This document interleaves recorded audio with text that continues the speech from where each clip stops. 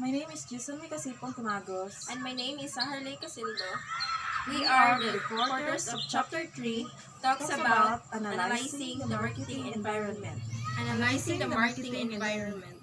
So far, we've learned about the basic concept of marketing and the steps in the marketing process for engaging and building profitable relationship with targeted consumers. And now, we'll begin digging deeper into the first step of marketing process, understanding the marketplace, the customers' needs and wants.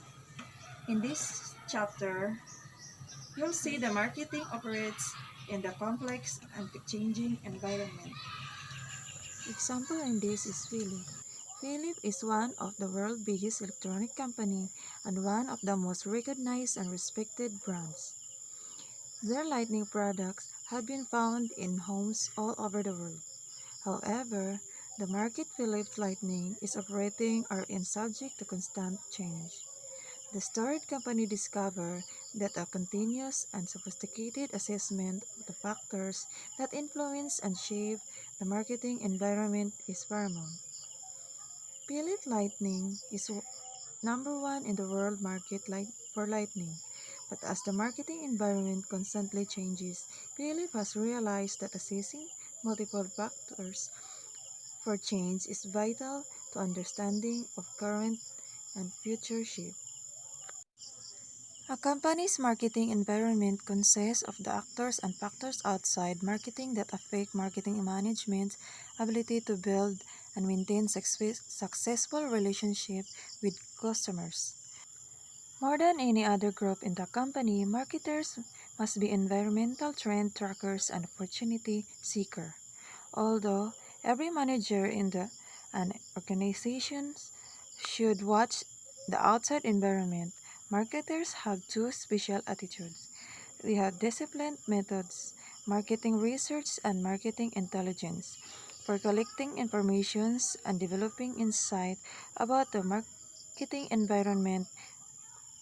They also spend more time in customers and competitors' environment.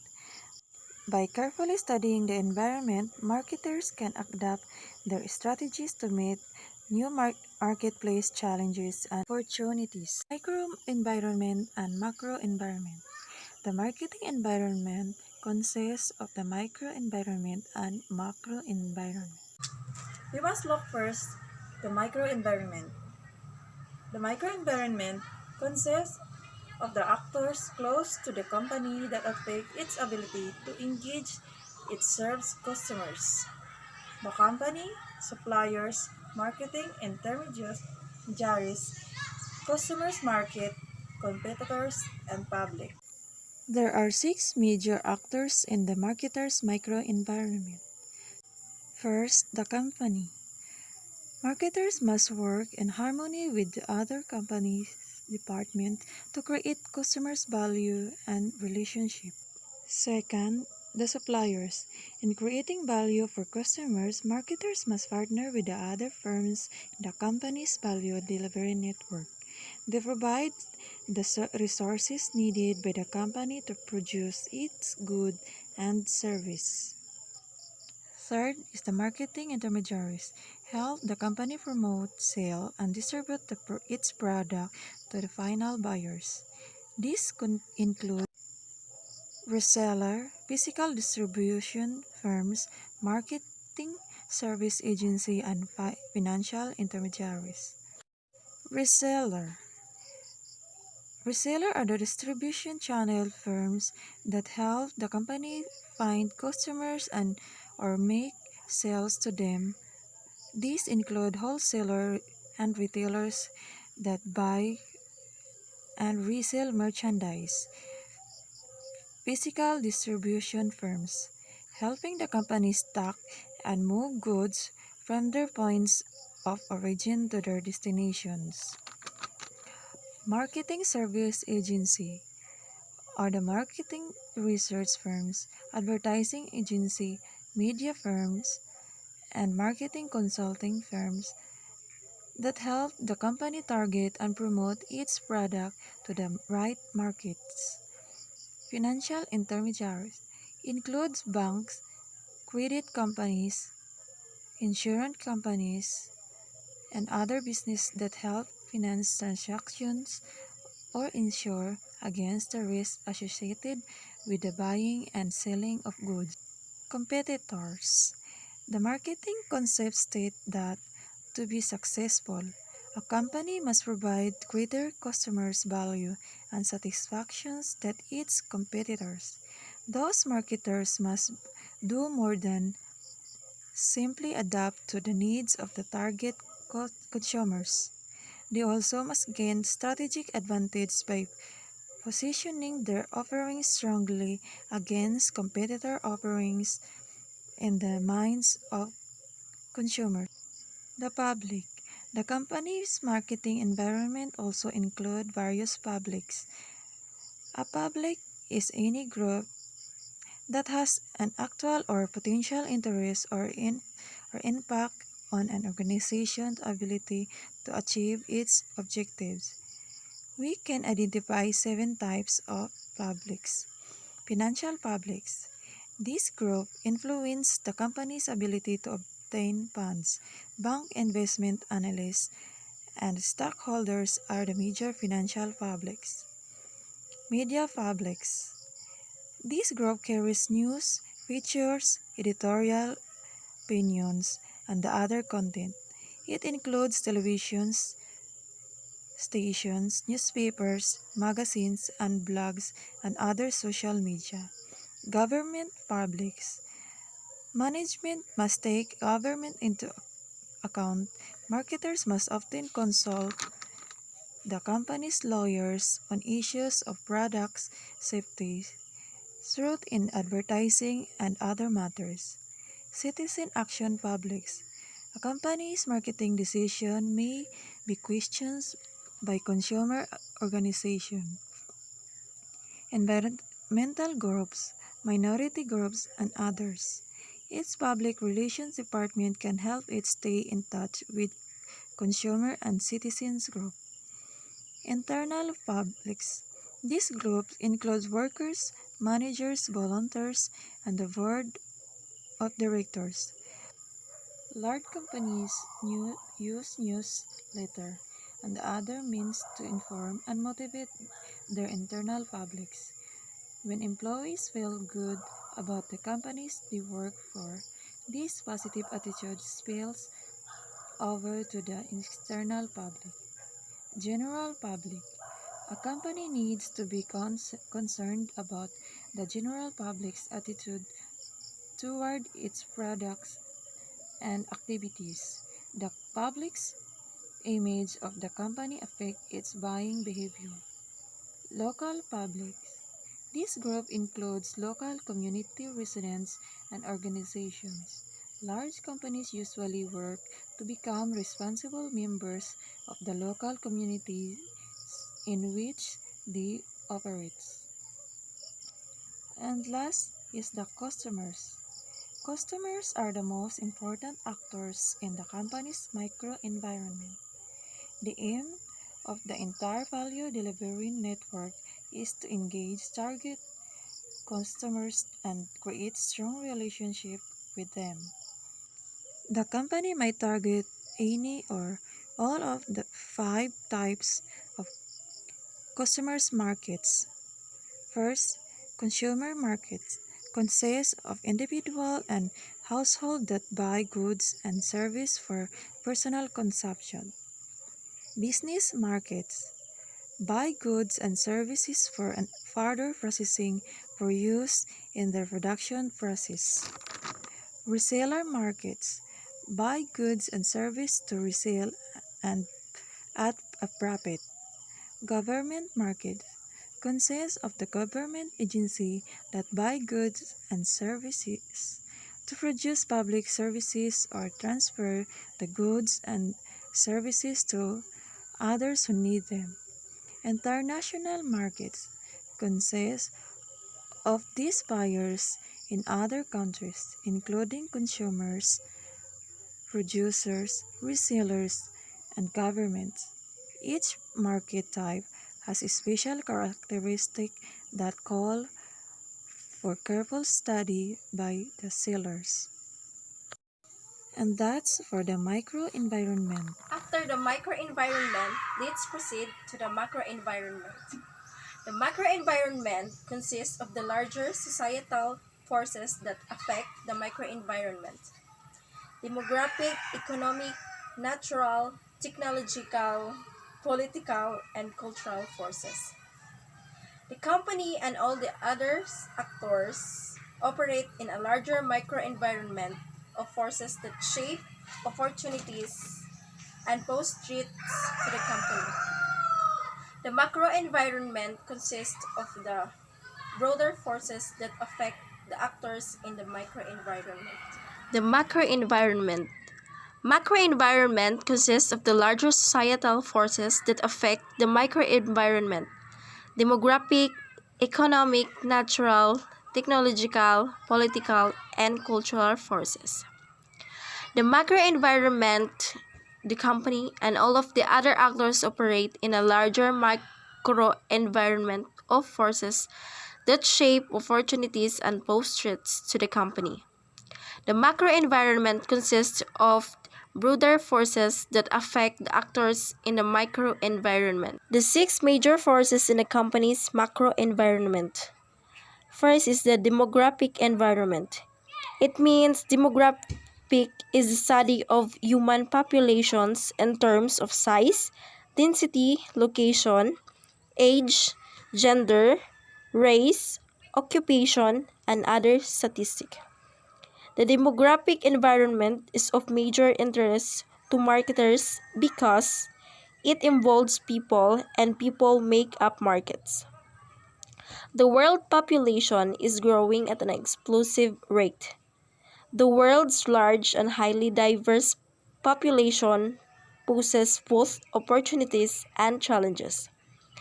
Changes in demographic mean changes in markets, so they are very important to marketers. So we first look at the biggest demographic trend, the changing age structure of the population. First is the baby boomer. The 78 million people born during the years following the World War II and lasting until 1964. The baby boomers have been one of the most powerful forces shaping the marketing environment. They are also the wealthiest generation in U.S. history. What one analyst calls a marketer's dream. Second is generation. The 49 million people born between 1965 and 1976 in the birth death following the baby boom. Author Douglas Copeland calls them generation because they lie in the shadow of the boomers. The third is millennials, also called generation or the echo boomers. The 83 million children of the baby boomers born between 1977 and 2000. The millennials were the first generation to grow up in a world filled with computers, mobile phones, satellite TV, iPads, and online social media. As a result, they engage with brands in an entirely new way, such as with mobile or social media. Next is Generation Z. People born after 2000 who make up the kids, teens markets. These young consumers also represent tomorrow's markets. They are now forming brand relationships that will affect their buying well into the future. Generational marketing. Some experts warn that marketers to be careful about turning off one generation each time. They craft a product or message that appeals effectively to another. The economic environment. Markets require buying power as well as people. The economic environment consists of economic factors that affect consumer purchasing power and spending patterns. The economic environment can offer both opportunities and threats. For example, in the post-Great Recession era of more sensible consumer spending, value has become the marketing watchword. The natural and technological environments. The natural environment involves the physical environment and the natural resources that are needed as inputs by marketers or that are affected by marketing activities. Today's enlightened companies are developing environmentally sustainable strategies in an effort to create a world economy that the planet can support indefinitely. The technological environment. Technological environment forces to create new technologies, creating new product and market opportunities. Technological advances are perhaps the most dramatic forces affecting today's marketing strategies.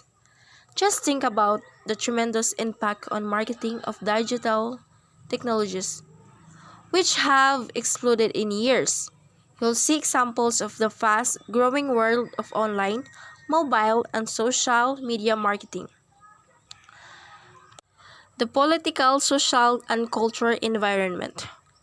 The political and social environment, marketing decisions are strongly affected by developments in the political environment. The political environment consists of laws, government agencies, and pressure groups that influence and limit various organizations and individuals in a given society. Even the strongest pre-market advocates agree that the system works best with at least some regulations. Most companies want to be socially responsible. So let's proceed the legislation regulating business. We have here public policy, protect companies, protect consumers, protect the interests of society, regulations, arises, increase emphasis on ethics and socially responsible actions. So public policy is to guide commerce sets of laws and regulation that limits business for the good of society as a whole. Protect companies. So protect companies from each other business. Executive may praise competition. They sometimes try to neutralize it when threaten them. So protect consumers. Protect consumers from unfair business practices. Rules defining and regulating unfair business practices are enforced by various agencies. Protect the interests of society.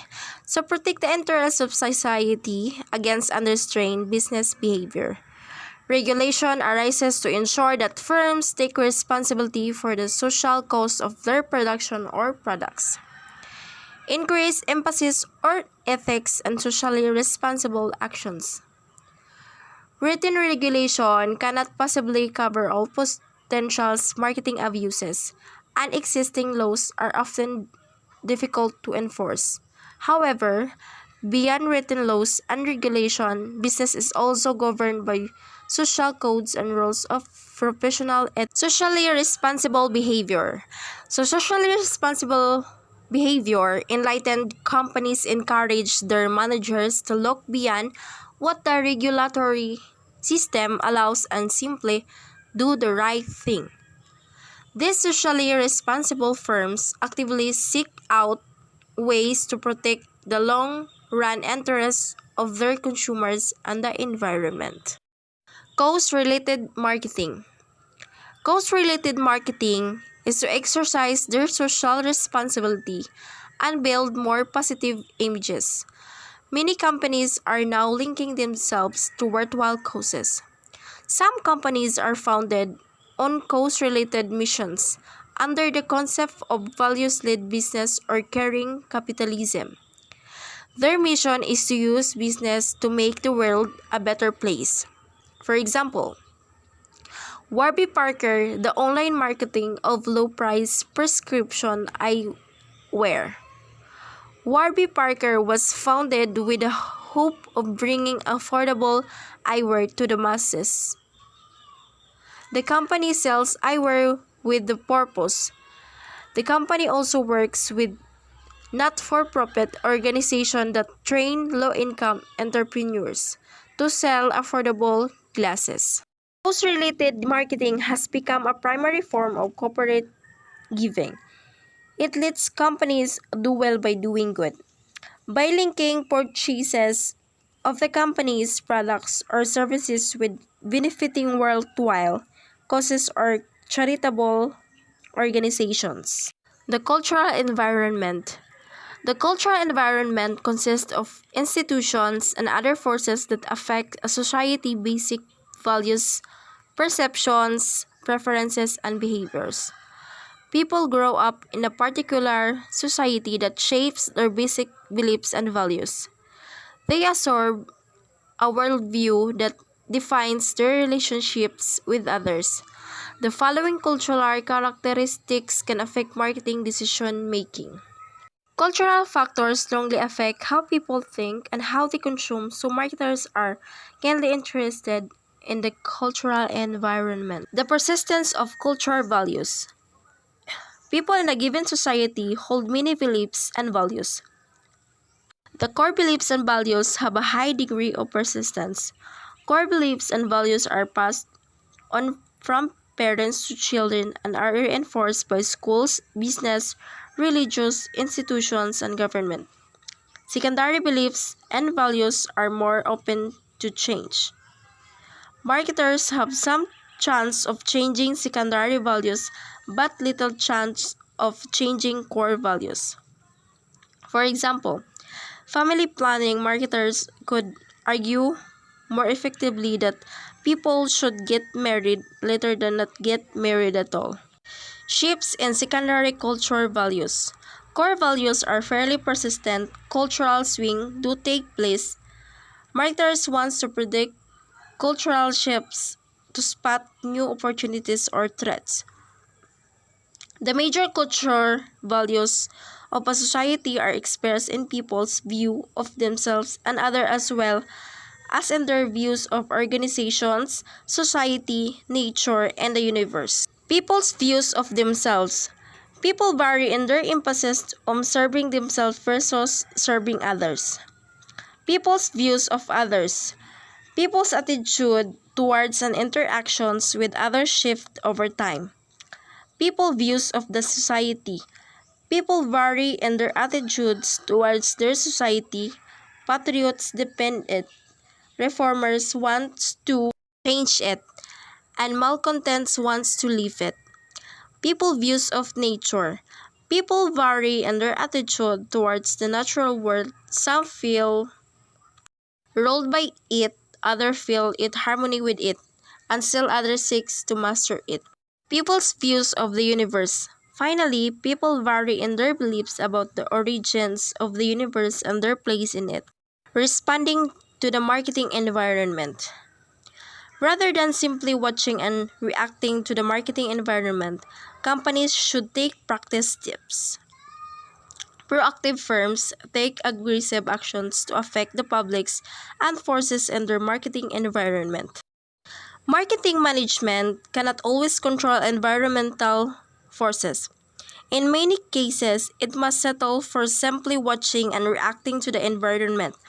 But whenever possible, smart managers take a proactive rather than reactive approach to the marketing environment. Email marketing in the social media age.